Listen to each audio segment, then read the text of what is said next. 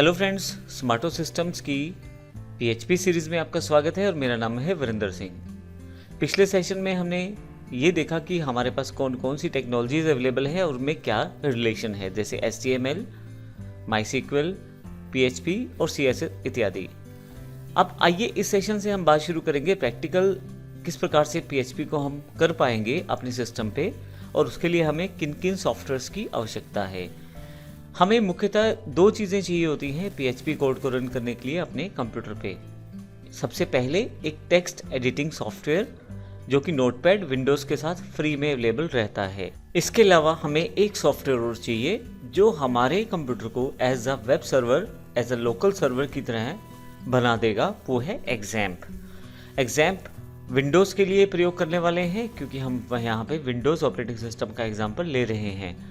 जब भी आपको अपने लोकल कंप्यूटर पे ही एज अ सर्वर कार्य लेना है तो फिर आपको एग्जैम्प इंस्टॉल करना पड़ेगा ताकि आप आसानी से PHP के साथ काम कर पाए, क्योंकि PHP जो है वो एक सर्वर साइड स्क्रिप्टिंग लैंग्वेज है और सर्वर साइड ही एग्जीक्यूट होती है। तो ऐसे केस में हमें एग्जैम्प हमारे कंप्यूटर को एक लोकल सर्वर बना देता है।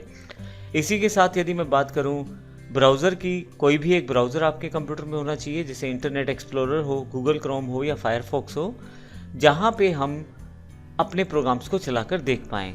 तो मुख्यतः दो चीज़ों की आवश्यकता रहने वाली है, एक नोटपैड और दूसरा हमारे पास एग्जैम्प सॉफ्टवेयर।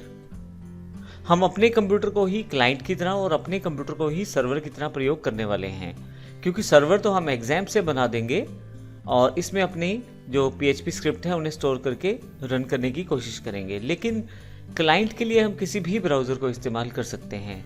अब ये मान के चलिए कि ब्राउज़र एक क्लाइंट की तरह बिहेव करेगा और एग्जैम्प जो है वो एक सर्वर की तरह बिहेव करेगा। तो आइए देखते हैं एग्जैम्प को हम डाउनलोड किस प्रकार कर सकते हैं और फिर उसे इंस्टॉल किस प्रकार कर सकते हैं। एग्जैम्प को डाउनलोड करने के लिए सबसे पहले गूगल ओपन कर लीजिए और यहाँ पे एग्जैम्प टाइप कीजिए। आप देखेंगे कि आपके पास यहाँ अवेलेबल हो गया है ऑप्शन। मैं इसे क्लिक कर देता हूँ।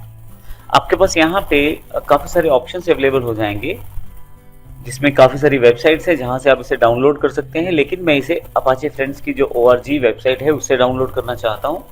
मैं क्लिक कर देता हूँ इसे।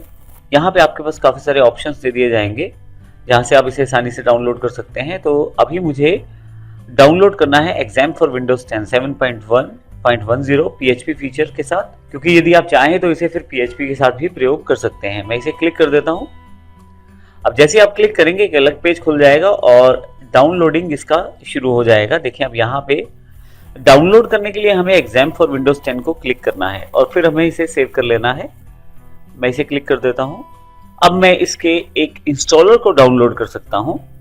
अब देखिए मेरी जो विंडोज़ है वो 64 बिट है, लेकिन यहाँ पे विंडोज़ 32 बिट का ही कंपाइलर अवेलेबल है और वो इंस्टॉल होने पे प्रॉपर काम करने वाला है। तो इसमें बिल्कुल भी प्रॉब्लम नहीं है। अब इसे सेव कर दें इस फाइल को और फाइनली जब ये फाइल सेव हो जाएगी तो हम इसे रन करके इंस्टॉल करेंगे और उसके पश्चात इसका प्रयोग हम कर सकते हैं। अभी मैं सेव पे क्लिक कर देता हूँ।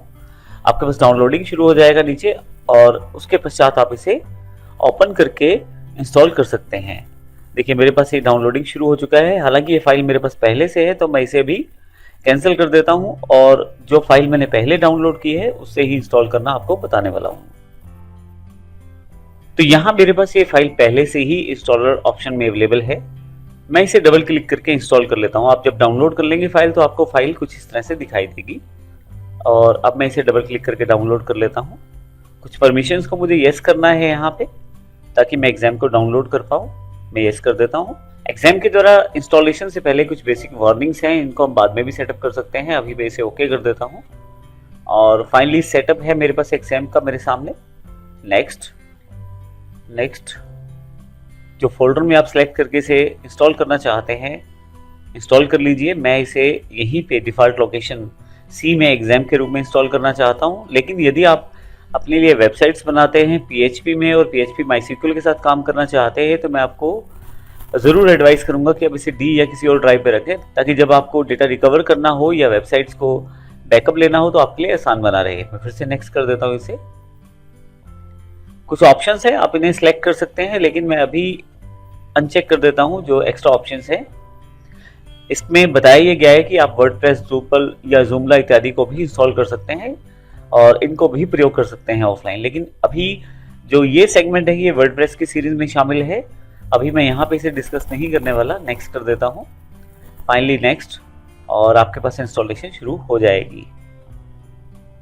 तो कुछ ही देर में अनपैकेजिंग कंप्लीट हो जाएगा और इंस्टॉलेशन कंप्लीट हो जाएगी। उसके पश्चात हम आगे बढ़ने वाले हैं।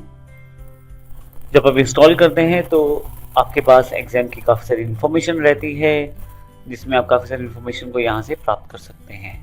आप क्या क्या रन कर सकते हैं उसकी पूरी इन्फॉर्मेशन आपके पास यहाँ अवेलेबल होने वाली है। अब यहाँ आप देखिए मेरे पास अनपैकेजिंग कंप्लीट होने वाली है। तो फाइनली जैसे ही कंप्लीट होगी मेरे पास एग्जाम इंस्टॉल हो जाएगा। तो इस तरह से हम अपने सिस्टम में एग्जाम को इंस्टॉल करेंगे और फिर हम ये भी देखेंगे कि किस प्रकार से हम अपनी कमांड्स को रन कर सकते हैं इसी एग्जाम सर्वर में जो हमारे पास ऑफलाइन इंस्टॉल हुआ है। अब इस केस में अब यदि आपके पास इंटरनेट नहीं भी है तो भी आप अपने MySQL की कमांड्स को रन कर सकते हैं। साथ में यदि आप PHP की नॉलेज रखते हैं तो PHP को भी इसी सर्वर से आप रन कर सकते हैं और अपने सिस्टम पे बैठे ही ऑफलाइन मोड में सब चीजें सीख सकते हैं।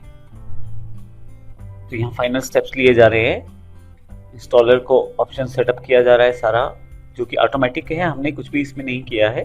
तो फाइनली यहाँ पे कंप्लीट हो चुका है स्टेप, जिसमें एग्जाम को इंस्टॉल कर दिया है। लास्ट स्टेप में आपसे पूछा जा रहा है कि आप क्या अभी आप कंट्रोल पैनल को स्टार्ट करना चाहते हैं। मैं यहाँ से फिनिश करके ये सिलेक्ट रखता हूँ और फिनिश कर देता हूँ। साथ में कुछ लैंग्वेज बेस्ड ऑप्शन है, मैं इसे सेव कर लेता हूँ डिफॉल्ट रूम में। और यहाँ से मेरे पास एक कंट्रोल पैनल अवेलेबल हो जाएगा। ये कंट्रोल पैनल आपको ये इन्फॉर्मेशन देता है कि कौन कौन सी सर्विसेज आप एनेबल या डिसेबल कर सकते हैं। अगर आप ध्यान दें तो यहाँ मॉड्यूल्स दिए गए हैं, अपाचे, MySQL, फाइलज़ीरा, मर्करी, टॉमकैट इत्यादि, जो अलग अलग लैंग्वेजेस या अलग अलग सेगमेंट को सपोर्ट करते हैं। मुझे यहाँ पे अभी MySQL और अपाचे को रन करना है, तो इसके लिए मैं यहाँ स्टार्ट कर देता हूँ और नीचे वाली सर्विस को भी स्टार्ट कर देता हूँ। तो जब आप दोनों को स्टार्ट कर देंगे और अगर ये प्रॉपर्ली कॉन्फ़िगर्ड होकर स्टार्ट हो गई हैं तो उसका अर्थ है कि अब आप अपनी कोड को रन कर सकते हैं। फाइनली जब आप इन्हें स्टार्ट कर देते हैं तो बैकएंड में सारी सर्विसेज चलती रहती हैं जो भी आपने स्टार्ट की हैं। अब मैं इस एग्जाम कंट्रोल पैनल को बंद कर सकता हूं और इसके पश्चात मैं अपनी MySQL कमांड्स को रन कर सकता हूं। तो इस पूरी सेशन में हमने देखा है कि किस प्रकार हमने एग्जाम को इंस्टॉल किया है। मैं यहाँ पे आपको ये बता दूं कि हमारे पास जो सॉफ्टवेयर दूसरा है जो कि नोटपैड के रूप में प्रयोग किया जाना है, जिसमें मैं अपने PHP के प्रोग्राम्स को टाइप कर सकता हूँ, वो तो प्रयोग कर ही सकता हूँ, लेकिन यहाँ पे मैं उसके बजाय Notepad++ सॉफ्टवेयर को प्रयोग करना चाहता हूँ कुछ उसके बेसिक फीचर्स की वजह से। जैसे यदि आप देखें तो यहाँ पे अगर आप कोई कोडिंग लिखें तो आपको कीवर्ड्स आइडेंटिफाई करना मुश्किल हो जाएगा, एक लैंग्वेज और दूसरी लैंग्वेज में भेद करना मुश्किल हो जाएगा सिंपल नोटपैड में। तो अगले सेशन में देखते हैं कि किस प्रकार हम Notepad++ को डाउनलोड कर सकते हैं और फिर आगे आने वाले सेशन में उसका प्रयोग भी करके देखेंगे। धन्यवाद।